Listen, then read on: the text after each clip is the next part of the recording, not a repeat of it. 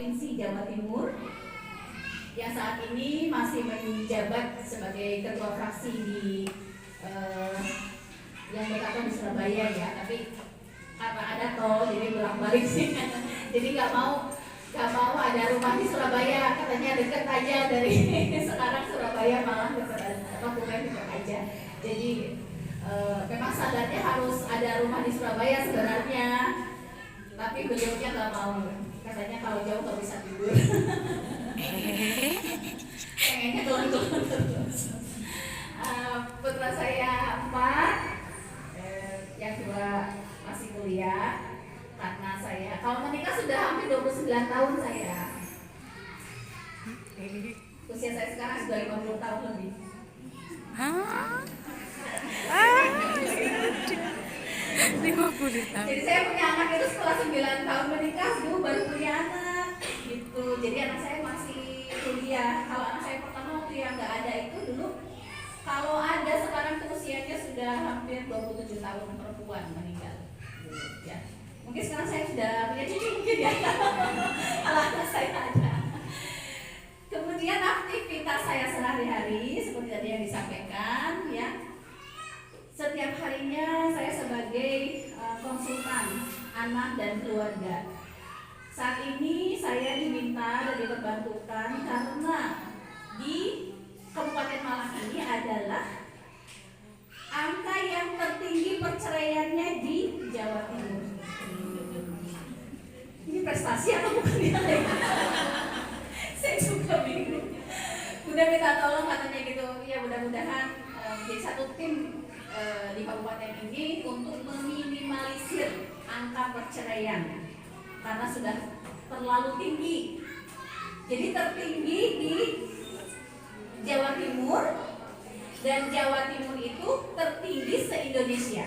Angka perceraiannya itu pertama Jawa Timur, kedua Jawa Barat, ketiga Jawa Tengah angka perceraiannya. Nah, jadi saya punya PR besar ini dari tim bersama dengan teman-teman untuk ikut andil, untuk ikut berkontribusi untuk bisa memperkecil angka perceraian itu. Bahkan tahun kemarin itu Bu ya, tahun kemarin itu tahu nggak? Kabupaten Malang itu sudah menelurkan 2.000 janda dalam 1 tahun. Jadi hati-hati tuh jadi banyak janda.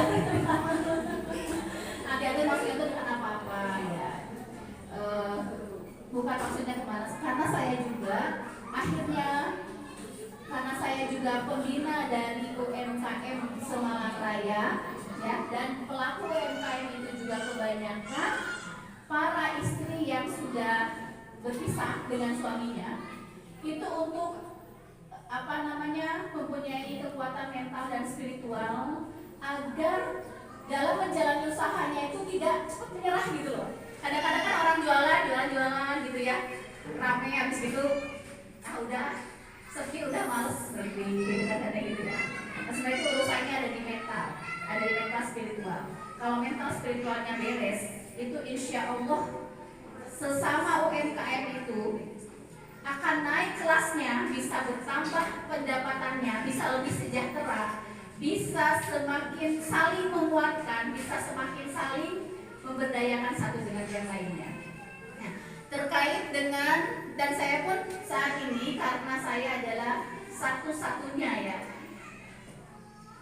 insya Allah satu-satunya mungkin di Indonesia, karena saya foundernya ya. Founder itu adalah pendiri ya, pendiri relaksasi tauhid terapi. Jadi saya tersertifikasi hipnoterapis Islami yang berbasis tauhid, di mana setiap harinya saya menghadapi anak-anak yang kondisinya memang harus dibantu, yaitu ada dari mulai keterbelakangan mental, dari mulai ada gangguan mental ya.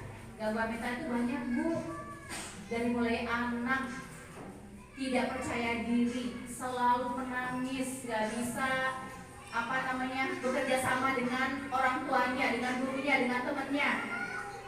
Ya, dia selalu merasa tidak nyaman, selalu bersedih, nggak bisa gembira, nggak bisa bermain dengan normal.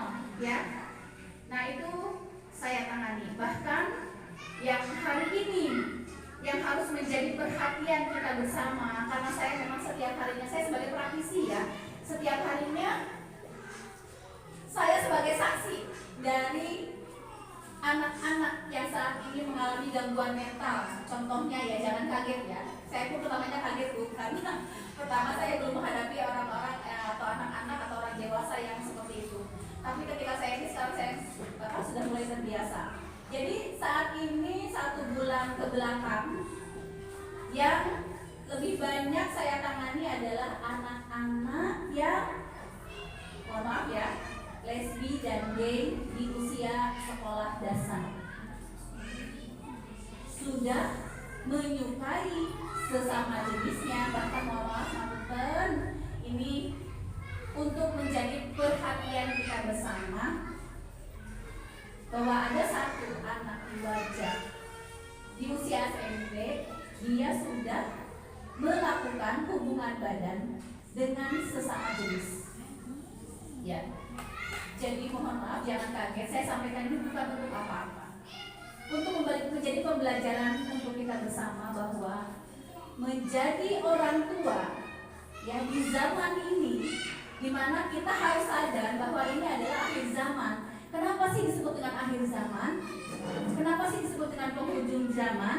Karena segala macam jenis kemaksiatan sudah ada di hari ini dan mudah sekali diakses dari HP itu. Jadi untuk menjadi orang tua yang biasa-biasa saja tanpa menambah ilmu di zaman ini tuh nggak bisa. Jadi untuk mengasuh anak di zaman ini tidak hanya dekat, tapi harus lekat. Lekat itu maksudnya apa? Ketika anak kita bolehkan untuk pegang HP, kita nanti akan dimintai pertanggungjawabannya di akhirat oleh Allah. Pastikan apa yang anak-anak lihat. Berapa durasi dalam 1 hari dia melihat HP, dan apa yang anak-anak lihat. Sampai saat ini saya, anak pertama dan anak kedua yang sudah kuliah, yang sudah saya bebaskan memiliki HP sendiri karena sudah kuliah sesuai dengan perjanjian. Kalau anak yang masih SMP dan masih SD, itu mereka pinjam HP umi abinya, bukan milik mereka. Mereka hanya boleh memiliki HP sendiri setelah kuliah karena memang jauh dari orang tua. Nah, sampai sekarang pun anak saya yang kuliah, walaupun kuliahnya jauh, ya, segala macam akses dari mulai email dan segala macam itu tersambung ke saya. Jadi saya tahu persis apa yang anak-anak lihat di TikTok, di YouTube, ya. Anak saya memang ada di mana? Yang pertama insya Allah akan ke Mesir. Nah, yang kedua, ya insya Allah di Turki. Tapi saya tahu persis apa yang mereka lihat karena email itu bisa nyambung ke email orang tua. Yang jauh saja bisa begitu. Seharusnya yang dekat itu harus lebih bisa terkontrol, betul nggak? Coba selama ini sudah terkontrol belum apa yang anak-anak lihat? Nah, hati-hati ya. Saya ceritakan ini bukan untuk apa-apa, untuk kebaikan kita bersama. Ya, baik. Sekarang dilihat dulu, ibu-ibu. Yang depan menghadap ke, yang kanan menghadap ke kanan, pegang bahunya temannya. Monggo. Pegang bahu teman dua-duanya, dua-duanya. Nah, yang sana menghadap ke sana. Ibu jangan ke sini saja. Ya, pegang bahunya. Ayo. Pegang bahunya. Ya, jangan di situ. Sudah belum? Sudah? Sudah Pak? Sekarang dipijit. Ya.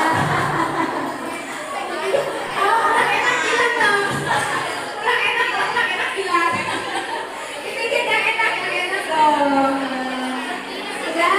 Ya, lagi 1 menit lagi.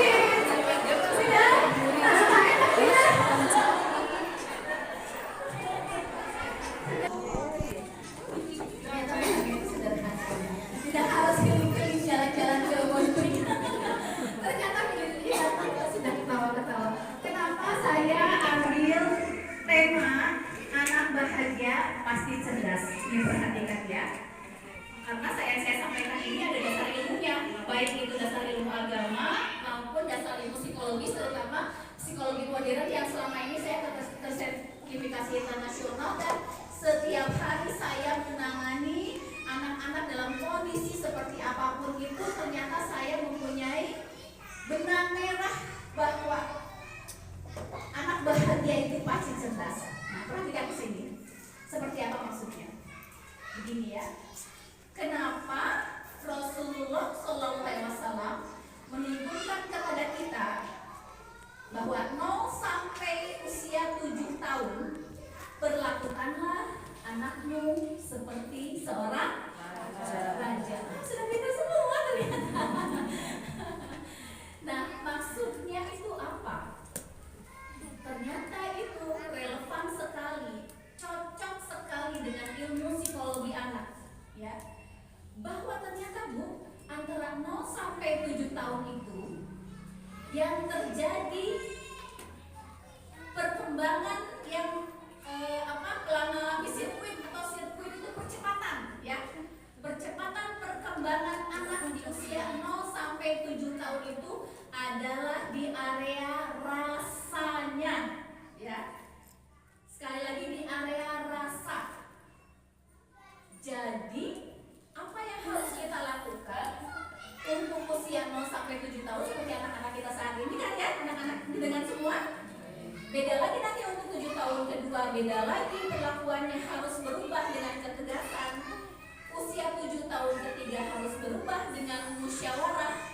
Tetapi 0 sampai 7 tahun itu perlakukanlah anak kita dengan lemah lembut. Karena yang sedang bekerja saat ini mengalami percepatan yang sangat dahsyat di usia 0 sampai 7 tahun itu adalah rasanya. Sehingga kalau anak sudah tepat mendapatkan pengasuhan dari orang tuanya dengan cara lemah lembut, titik bahagianya dulu yang disentuh, maka anak itu insya Allah secara mental akan aman untuk menjalani fase usia berikutnya.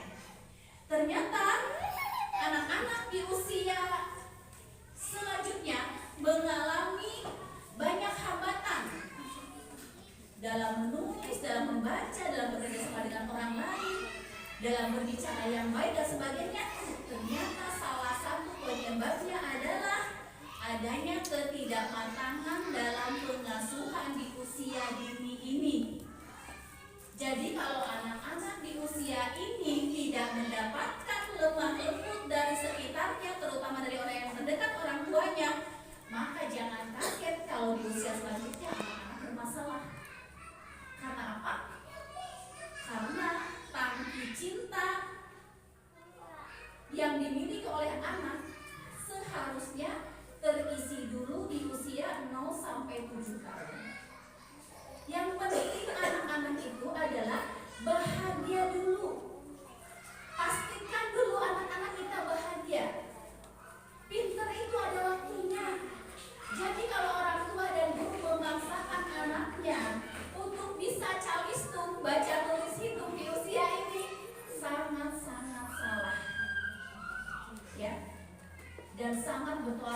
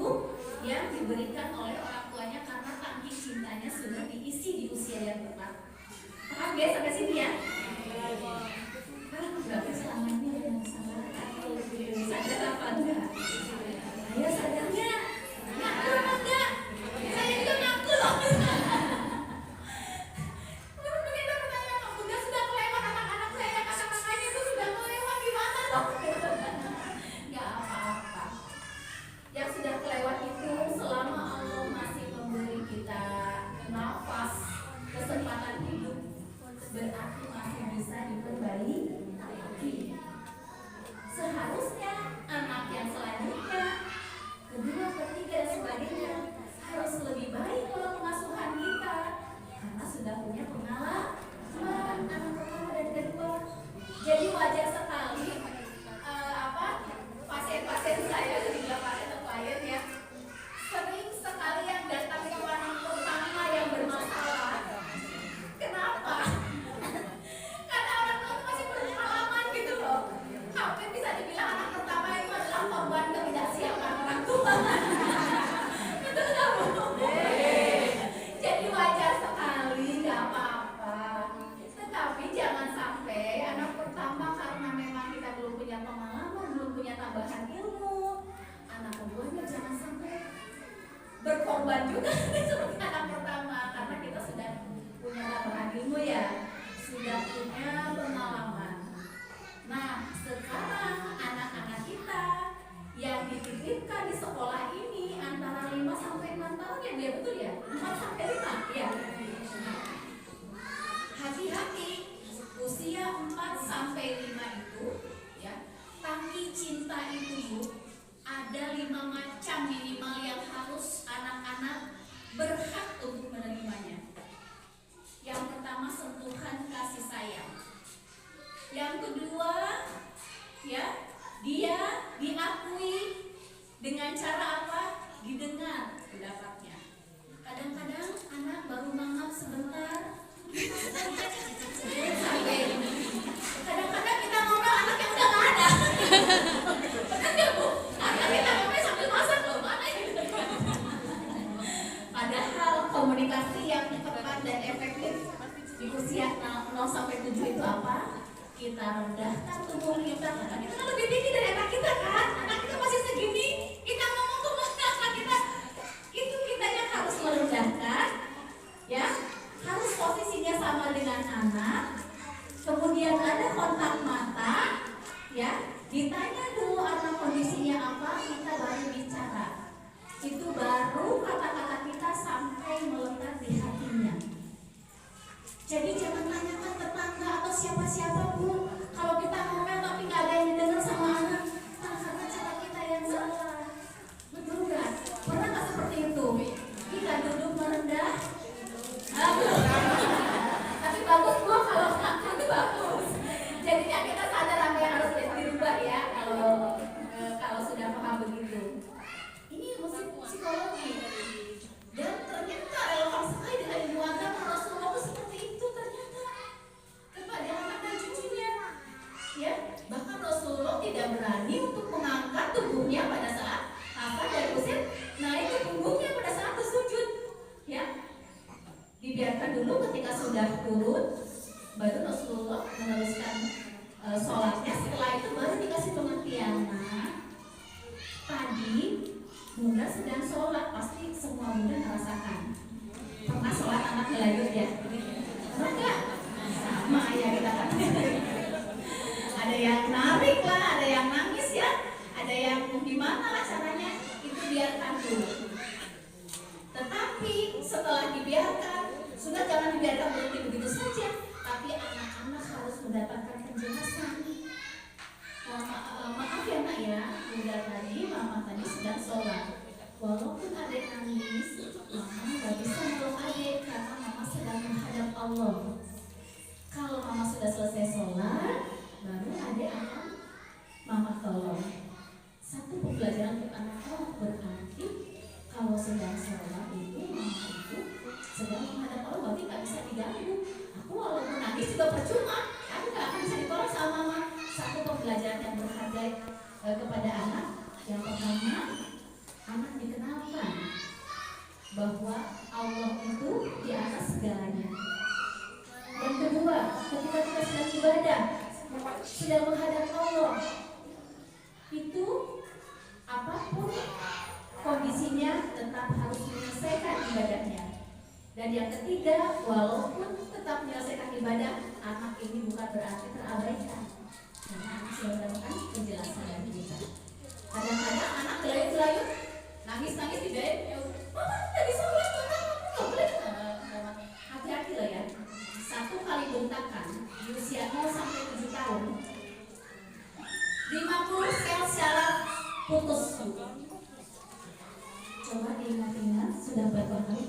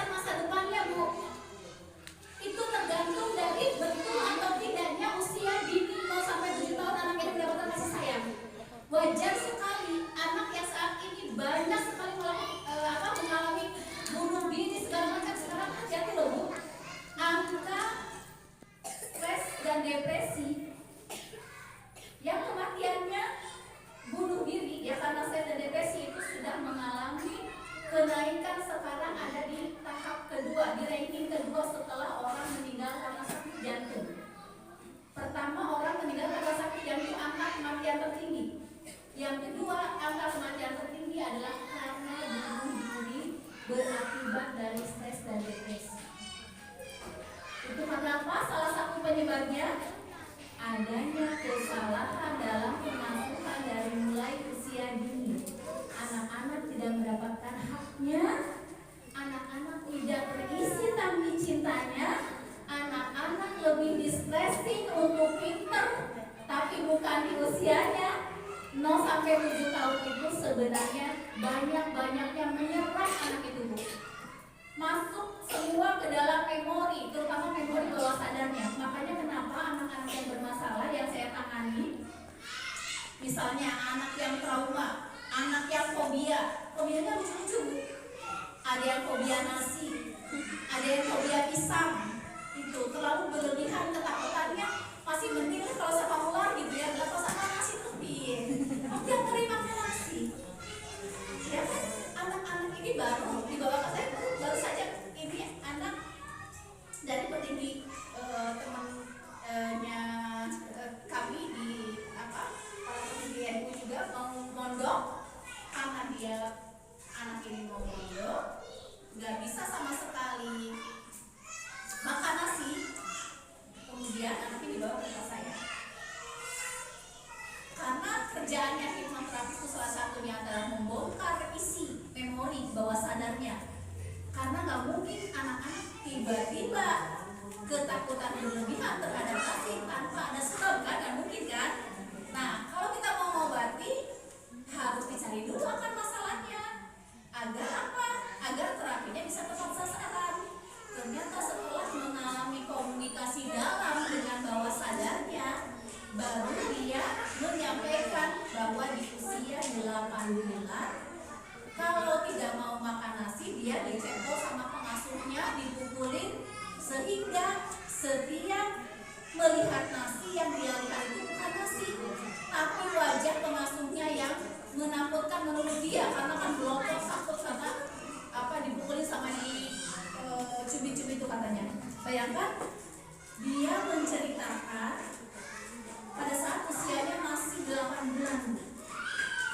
8 bulan sebenarnya bisa bicara kan ya, masih dibilang bayi kan, tetapi karena di bawah sadar itu seluruh memori tidak ada yang hilang dan bisa ditanya dan bisa diakses, bisa dicari. Kenapa? Akhirnya ketemu.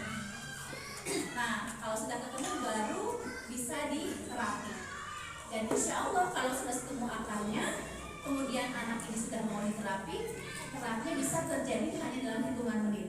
Boleh kalau saya jadikan saat ini yang punya fobia atau trauma terhadap apa saat ini, saya boleh akan buktikan nanti bahwa akan selesai dalam waktu hitungan menit saja. Ada yang punya fobia nggak? Punya fobia apa? Oh, takut ketinggian, ya nggak apa-apa. Mau diterapi? Soalnya naik tangga cuma dua tingkatan gitu ya, kayak iya, itu fobia namanya. Dan ini kayak ibu siapa? Bu Susani tidak mungkin tiba-tiba takut ketinggian, karena normalnya fitrahnya manusia itu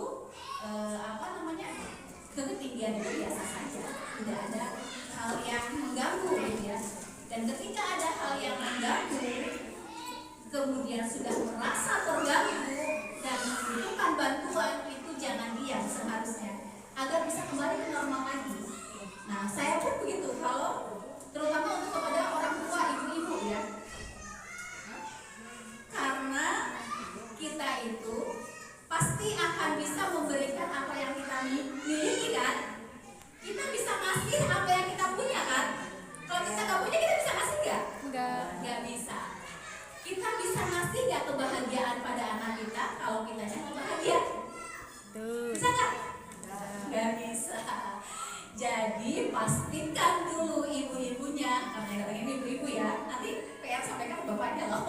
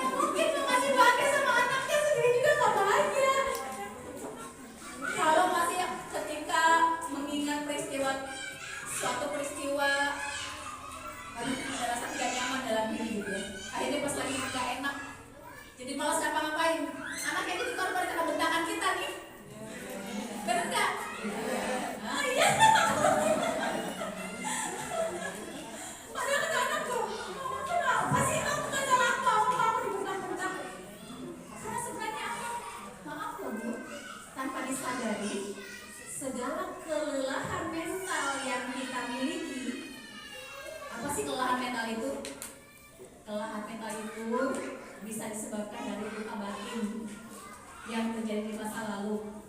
Ya, bisa jadi seperti ini. Kalau di dalam diri kita masih ada rasa marah, rasa kesel, kecewa, sakit hati, sulit memaafkan,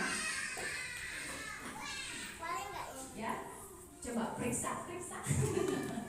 Kalau masih ada rasa itu, kita tidak akan bisa maksimal mengasuh anak kita dalam kondisi bahagia di usia ini. Betul nggak? Betul. Berarti harus dibebaskan dulu dari semua perasaan-perasaan yang membuat kita tidak nyaman, agar kita bisa maksimal bahagia. Hati-hati Bu, anak kita itu sangat cerdas, mudah membaca ketulusan, mudah mendapatkan energi dari orang tuanya. Kenapa? Apalagi ibu itu, ya, 3 kali lipat signalnya lebih kuat daripada bapak. Kalau ibu bahagia, anak 3 kali lipat lebih bahagia. Kalau ibu sedih, anak 3 kali lipat lebih sedih. Kalau ibu kecewa, anak 3 kali lipat lebih kecewa. Kalau ibu sakit hati, walaupun sepertinya anak tidak bicara, tetapi hatinya itu terpancar energinya dari ibunya dan merasakan 3 kali lipat lebih sakit hati daripada ibunya. Makanya kenapa harus hati-hati betul di usia 0 sampai 7 ini? Karena ini adalah bisa dibilang fondasi gitu loh. Fondasi, nggak ada yang nangis. Ya, ini bisa dibilang fondasi seperti apa gambaran masa depan anak kita. Apakah di usia ini anak sudah matang mendapatkan pengasuhan yang pas, ciuman, pelukan, dipangku, dipeloni, mendapatkan perhatian yang tulus dari orang tuanya, mendapatkan hadiah ketika mereka berprestasi atau melakukan yang baik, mendapatkan pujian kalau mereka melakukan yang baik. Ternyata itu bakal terlewat ya Bu. Padahal anak-anak itu luar biasa loh sebenarnya baiknya. Betul nggak? Betul. Kadang-kadang anak bangun tidur nangis, bangun sendiri, peluk ibunya, cium, terlewat biasa-biasa saja, begitu saja. Tidak ada sama sekali pujian dari orang tuanya. Padahal ketika anak-anak melakukan kebaikan dan mendapatkan pujian, langsung di situ titik rasa bahagianya itu muncul, akhirnya percaya dirinya itu muncul. Tadi saya belum selesai ya. Ternyata anak-anak itu yang saat ini menjadi anak PAM, ya, komunitas PAM, anak yang lesbi, yang homo, yang saat ini kecanduan game, kecanduan pornografi, kemudian anak-anak yang gak betah di rumah, lebih suka sama temennya daripada sama orang tuanya, tidak bisa terbuka sama orang tuanya, gak pernah bisa cerita apa-apa, bisa cuma diem. Kenapa? Ternyata setelah dibongkar bawah sadarnya, hampir semuanya disebabkan dari pola pengasuhan yang salah di usia dini. Bahkan mungkin ada hal yang luar biasa. Saya sedang bikin buku ya, karena saya sudah dioprak-oprak nih sama banyak pihak untuk segera bikin buku, karena yang orang-orang yang saya tangani luar biasa kasusnya. Jadi ada cerita begini. Saya punya klien ya di Surabaya, laki-laki usianya 45 tahun. Kemudian singkat cerita ya, menyampaikan bahwa setiap saya, Bunda, kenapa setiap saya dekat dengan ayah saya, selalu saya merasa terancam. Sehingga setiap saya dekat dengan ayah, saya disaku ini loh Bunda, disaku celana, disaku baju atau jaket, selalu bawa gunting, selalu bawa atau pisau kecil. Karena saya merasa ayah saya ini orang yang selalu mengancam saya. Ada apa dengan saya? Kenapa saya seperti ini? Padahal saya seorang ustaz. Kemudian juga binaannya juga banyak. Dan saya tahu ya, saya sekarang orang baik, baik sekali, sangat luar biasa membina jamaahnya. Apa yang jadi yang diri saya Bunda? Kemudian singkat cerita saya komunikasi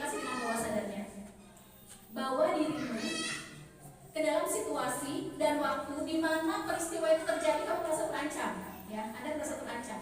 Bahwa kepada sebuah peristiwa kapan saya sampai runtut gitu ya, dari mulai setelah menikah, kuliah semua enggak gitu ya. Itu sebenarnya prosesnya apa? Akhirnya ketemu. Waktu itu saya di kandungan ibu saya usianya 8 bulan. Kandungan. Waktu itu ibu saya mengatakan bahwa dia tidak mau menggugurkan kandungannya karena kita sudah besar, ini sudah hampir melahirkan gitu ya. Tapi ayahnya harus tetap menggugurkan karena malu karena dia masih kuliah. Dan ibunya tidak mau karena tidak mau mengulang lagi dosa, sudah melakukan zina, kemudian juga harus membunuh anaknya yang sudah besar di dalam kandungan. Ibunya tetap mempertahankan bayinya. Ayahnya tidak mau karena malu dan dia masih kuliah juga. Kemudian ayahnya menendang ibunya sampai mencolok gitu. Sampai terpental itu runtuh diceritakan sampai detail. Usia 8 bulan dalam kandungan. Saya sampai kaget. Ya Allah, dalam kandungan loh. Ternyata betul seperti ada dalam ayat Al-Quran bahwa ketika ruh ditiupkan, ya, bersamaan dengan ruh ditiupkan 4 bulan di dalam kandungan itu, ya, ketika ruh itu mulai hadir di dalam janin seorang ibu, selain ditentukan rizkinya, ajalnya, jodohnya, kematiannya dalam keadaan yang selamat atau kesesatan, selain itu ternyata memori otak sudah bekerja. Makanya kenapa kita bisa tahu bahwa kalau orang hamil itu katanya harus bahagia. Karena apa? Karena kondisi batin ibu sudah mulai relate atau terkoneksi atau tersambung dengan batin anak. Kalau ibu pada saat di dalam kandungan anak ini ibunya sedih, anak ini hampir bisa dipastikan mempunyai karakter yang mudah sedih seperti bagaimana ibunya pada saat mengandung dia. Masih cerita, saya konfirmasi dulu kepada ayah ibunya. Ayah, ibu, betul nggak yang diceritakan putra jenengan ini kejadiannya seperti itu? Ternyata kata ayah ibunya betul. Sampai ibu juga kaget, kok anak ini bisa menceritakan detail gitu loh peristiwanya sampai tertenang segala macam. Nah ternyata kita belajar berharga juga. Kita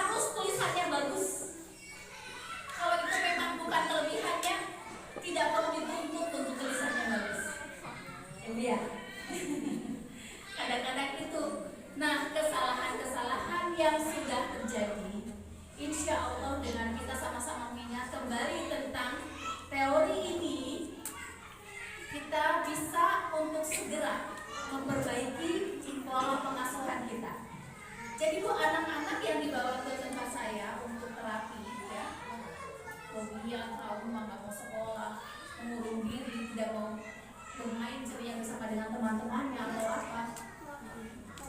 Biasanya sebelum saya tangani anaknya, saya harus konsultasi dulu dengan orang tuanya. Saya harus cek dulu bagaimana pola pengasuhannya selama ini.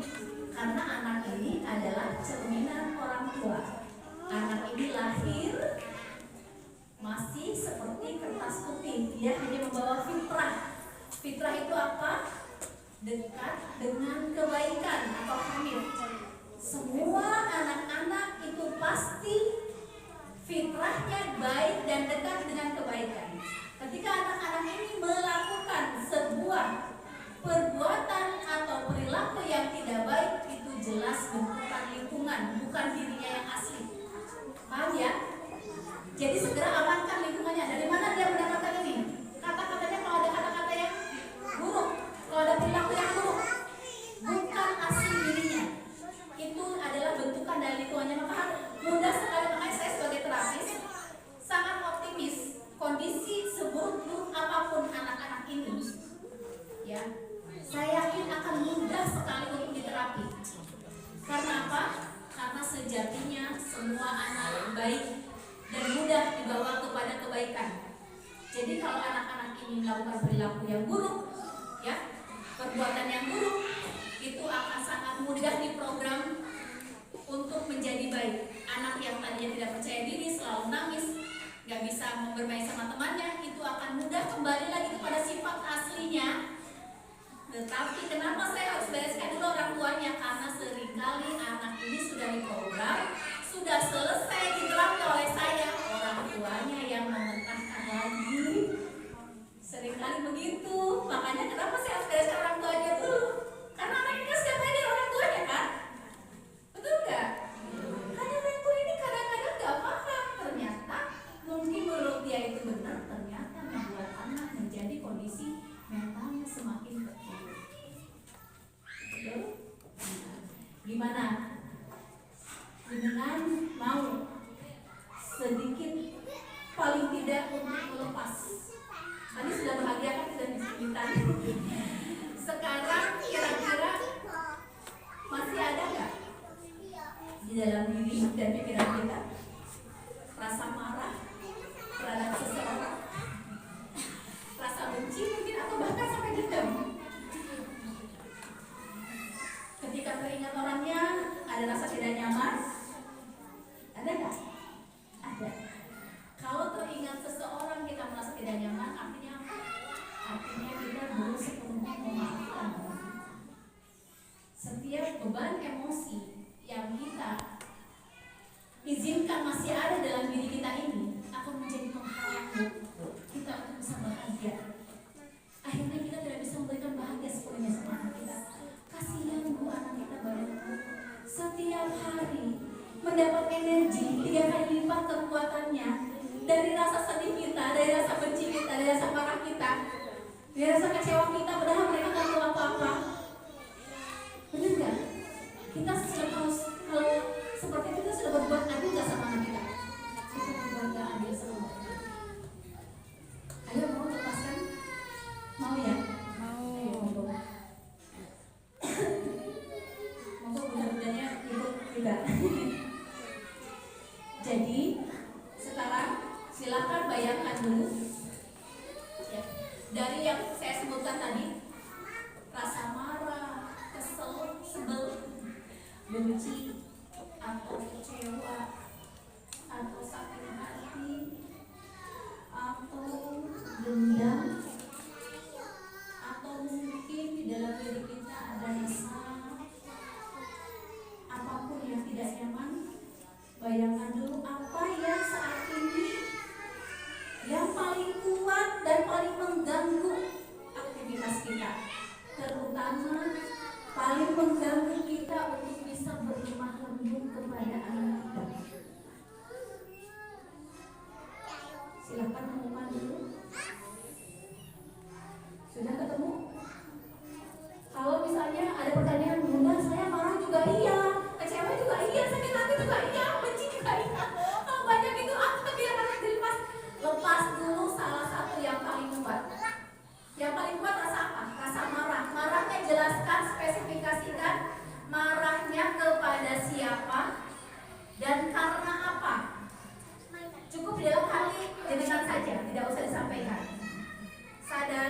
Di dalam diri kita, kalau misalnya aku punya rasa marahku sama titik-titik diisi mungkin sama suami, karena yang paling sering bergesekan adalah yang paling sering bersama kita, yaitu suami kita, betul nggak?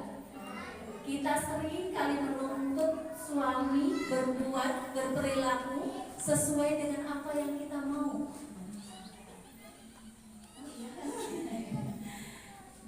Kalau suami tidak berbuat seperti apa yang kita mau, kita kecewa, sedih. Betul? Mengakui betul?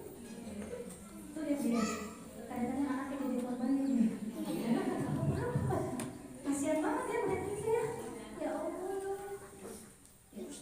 Oke. Sudah ketemu? Sudah ketemu rasa marahnya kepada siapa? Karena apa? Ayo kita sama-sama lepaskan dulu. Karena setiap orang pasti berbeda. Mungkin ada rasa marah, mungkin kecewa, mungkin sakit hati. Karena dari sini Bu, titik awalnya kita untuk bisa bahagia. Ketika kita bahagia, sama dengan kita membahagiakan anak kita Bu. Jadi kalau kita mulai ingin memperbaiki pola pengasuhan kita untuk membahagiakan anak kita, bahagiakan dulu diri kita.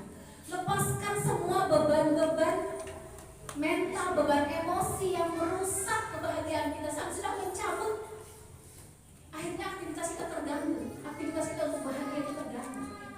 Sepakat gak? Mau untuk melepasnya? Atau mau pelihara aja Bu? Ya mungkin kalau bebannya itu sebesar ini gitu kan, kalau dibawa-bawa coba. Kalau kita bawa-bawa sama dilepas, berat mana Bu? Enteng mana kalau dilepas? Jadi masih mau dibawa, rasa marahnya mau? Enggak. Mending kalau segini, kalau segalon. Kalau segalon berat bayangin. Segalon kita bawa-bawa, habis itu kita lepaskan, enteng nggak kira-kira? Kalau enteng, kira-kira kita mengasuh anak-anak kita enteng nggak? Kadang-kadang anak sedikit saja melakukan perbuatan lupa nyimpan sepatu di tempatnya, marah kita bisa sampai berjam-jam loh. Ya Allah. Nanti sore diulang lagi. Kata mama juga, taruh lagi tempatnya. Kadang-kadang anak-anak kita, bagaimana mungkin anak-anak kita mau bahagia? Bagaimana mungkin tangki isinya, tangki cintanya bisa terisi kalau setiap hari anak-anak datangkan berkataan, perbuatan. Coba deh sekali-kali Bu, pada saat kita marah, ngaca Bu di depan kaca, kita cantik atau serem sih? Kita aja lihat lagi marah sama keluarganya kita. Apa itu setiap hari lagi? Kira-kira ya, kira-kira deh, kita mungkin nggak pernah ngaca ya. Makanya kita nggak ngajar sampai nggak pernah ngaca. Sekarang KPR dari saya, kalau lagi marah ngaca Bu. Mata kita gimana nih? Mulut kita gimana? Wajah kita gimana ronanya? Kalau lagi marah, hanya kita melihat setiap hari kita begitu. Ya kan? Kasihan banget ya, gitu ya. Gimana Bu?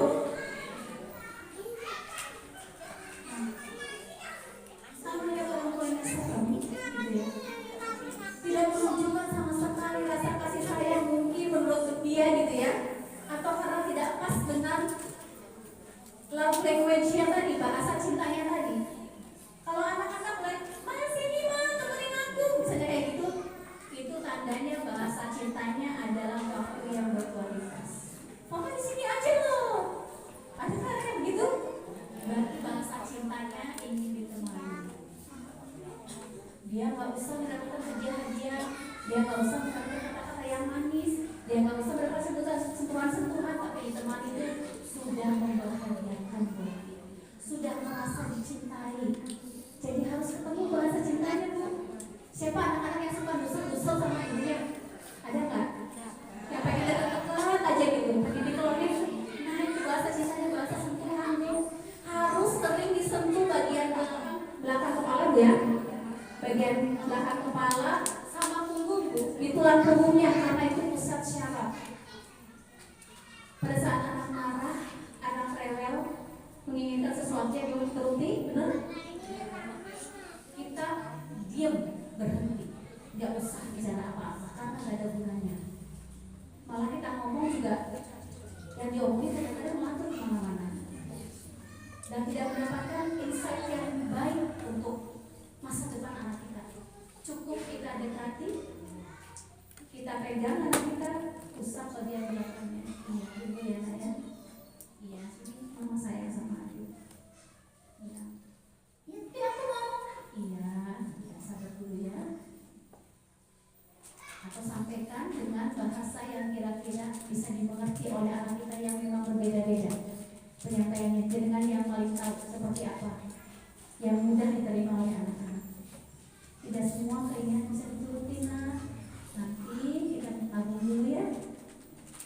Kamu nabung dulu, kamu nabung dulu. Tidak nabung dulu, ayo kita inginkan calengannya, misalnya kayak gitu ya. Apa yang dia inginkan? Agar dia belajar sabar, agar dia belajar bahwa tidak semua keinginan harus dituruti.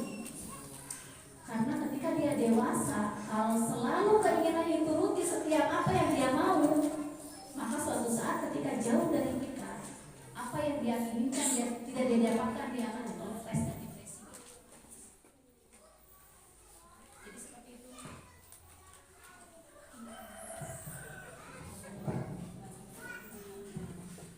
Jadi seperti itu ya Bu. Hal-hal yang terkecil harus kita mulai perbaiki. Terutama ya waktu-waktu yang dimana tingkat sugestibilitas anak tertinggi, yaitu menjelang tidur, ketika bangun tidur, ketika anak sakit, ketika anak gembira, ketika anak berprestasi. Ini 5 hal yang tidak boleh kita lewatkan untuk anak-anak mendapatkan respon baik daripada orang tuanya. Ya, hati-hati ya. Jadi pada saat anak sakit, jangan biarkan anak-anak sedih. Ketika pada saat ujian kita sudah beres, cepat dekati anak, sampaikan hal-hal yang baik yang bisa menyentuh perasaannya. Ya, usah di tempat sakitnya anak di mana. Pada saat anak gembira, beri pujian, ya. Kalau memungkinkan, beri hadiah. Buat anak, bukan besarnya bu hadiahku, tetapi walaupun ini hanya permen, walaupun hanya ciuman, karena adik sekarang sudah berbuat baik, terima kasih hadiah ciuman. Rasanya langsung tangki cintanya terisi. Karena apa? Mendapatkan di waktu yang pas, yang anak-anak butuhkan. Ya, hati-hati jangan sampai terlewat. Kenapa? Kok waktu tidur itu kita boleh cerita yang baik-baik, ya. Kita sampaikan apapun kebaikan tentang Rasulullah, tentang apapun, atau bersolawat karena apa? Ternyata tingkat sugestibilitas anak naik 9 kali lipat pada saat detik-detik menjelang tidur. Maka jangan terlewat itu. Ya. Apa Bu? Ingat saatnya kapan?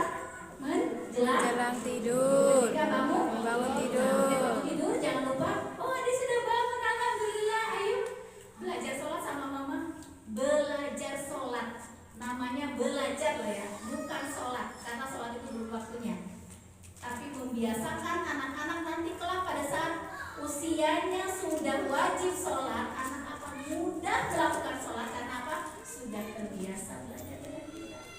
Kalau tidak pernah diajak, ketika nanti sudah wajib masuk usia 7 tahun sudah harus dikondisikan untuk sholat. Usia 10 tahun sudah dipukul kalau tidak mau sholat. Anak-anak tidak perlu dipukul, tidak perlu dibentak. Anak-anak akan sholat dengan sendiri karena sudah dilakukan dengan kebiasaan sehari-hari dari mulai masa kecil. Ya. Kemudian pada saat anak-anak berprestasi.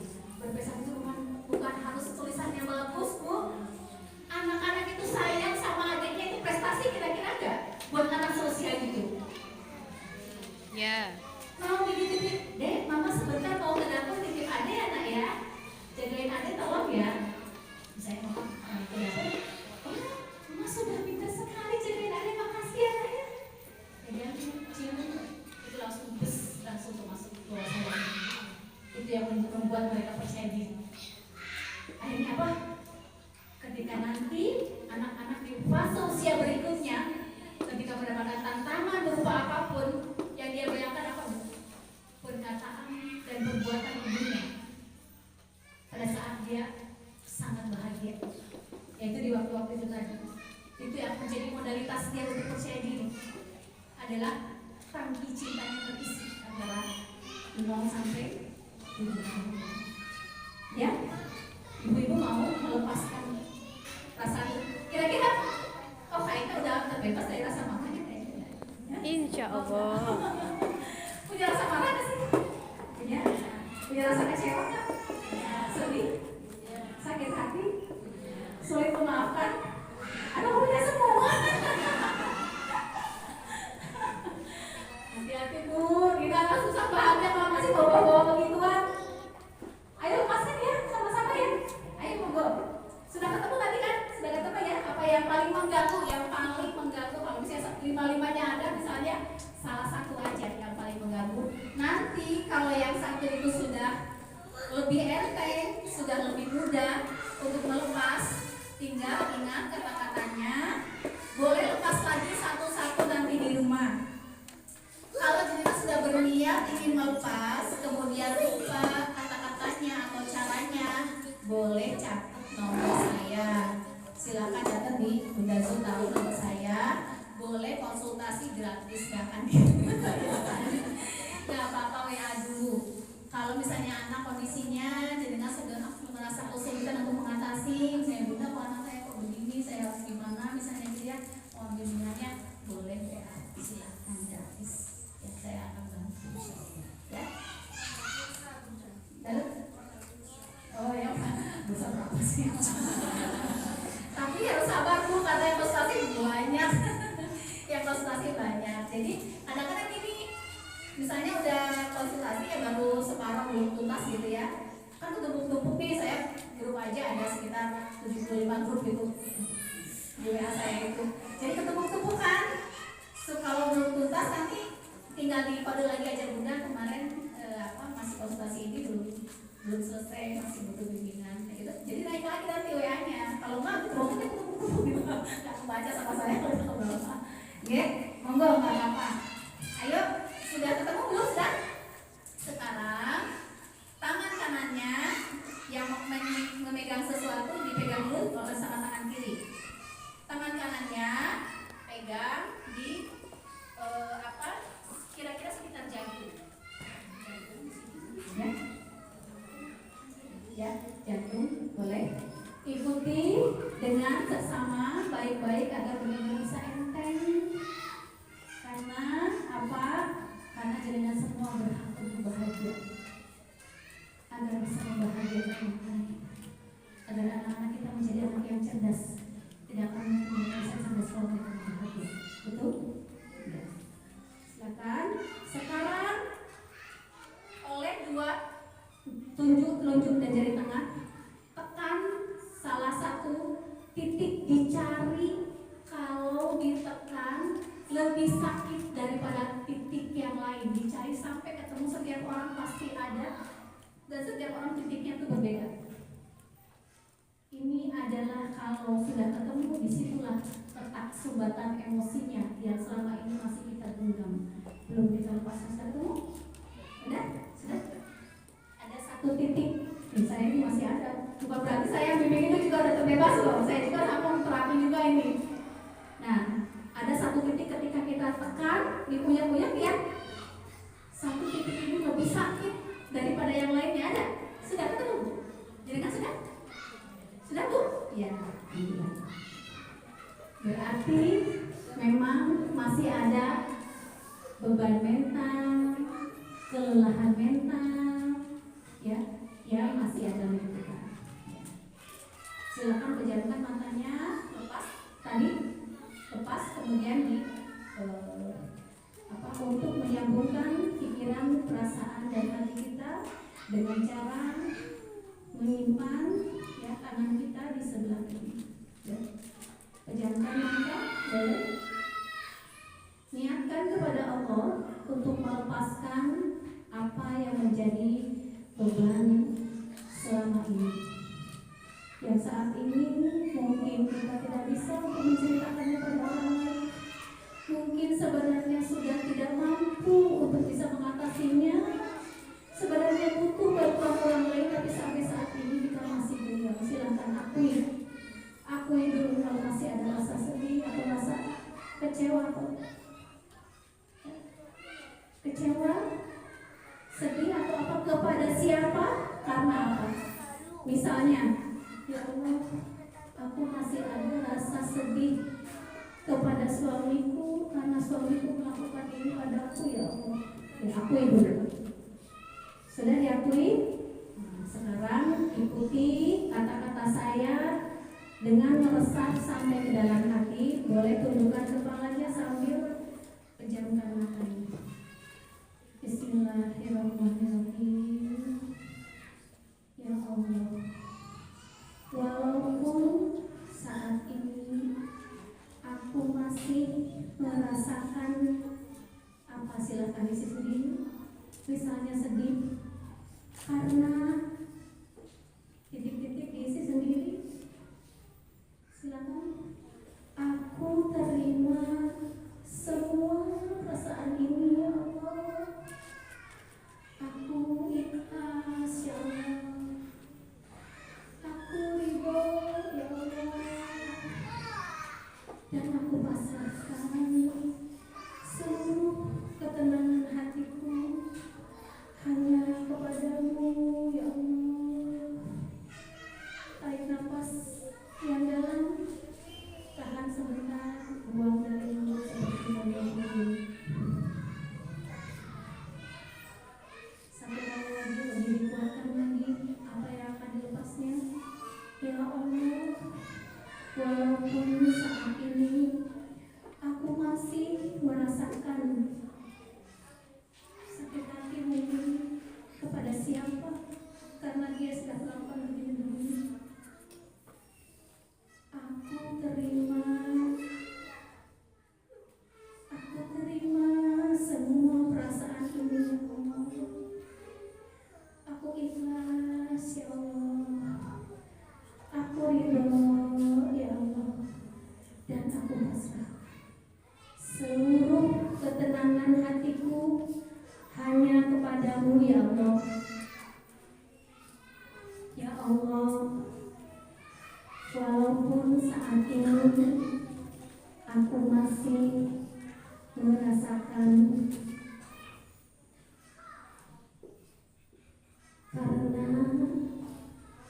aku terima sepenuhnya, ya Allah, semua perasaan ini, ya Allah. Aku ikhlas, ya Allah. Ridho, ya Allah. Dan aku pasrahkan, ya Allah, sepenuhnya, ya Allah, seluruh ketenangan hatiku, ketenangan batinku hanya kepadamu, ya Allah. Tarik nafas panjang yang dalam, tahan sebentar, buang.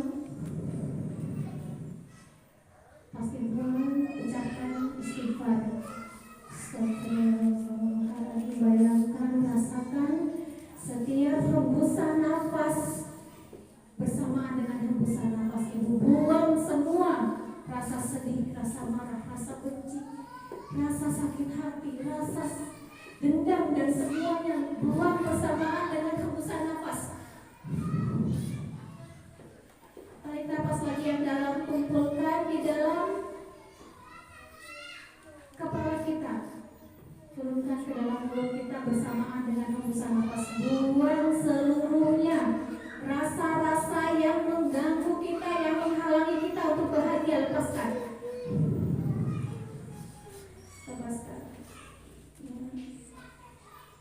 Dan kenapa semakin lama semakin enteng, karena bebannya selama ini kita masih izinkan untuk dalam diri kita lepas semuanya. Izinkan untuk lepas. Izinkan diri kita untuk bahagia dan pasangan, karena anak kita butuh ibu yang bahagia, karena anak kita harus bahagia. Kita pastinya, silakan pelan-pelan buka matanya. Buka matanya, silakan.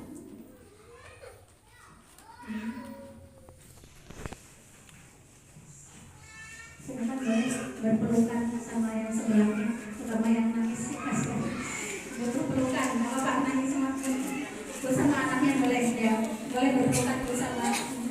Ya. Ya ya. Alhamdulillah.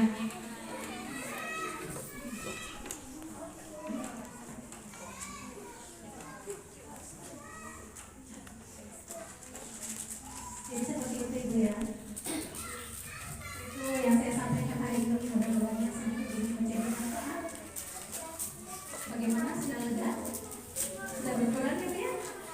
Sudah lebih enteng betul nggak? Sudah lebih enteng. Memang kita itu menangis itu boleh, nggak ada yang melarang.